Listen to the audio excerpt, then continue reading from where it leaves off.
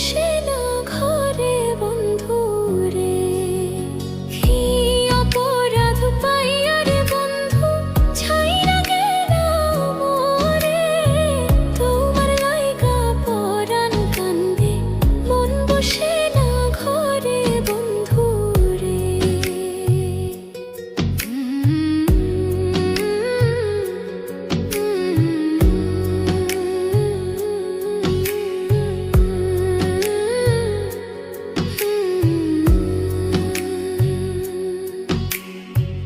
কত কথা কইতাম রে দুইজন বৈশা পুকুর পাড়ে, সেই সব কথা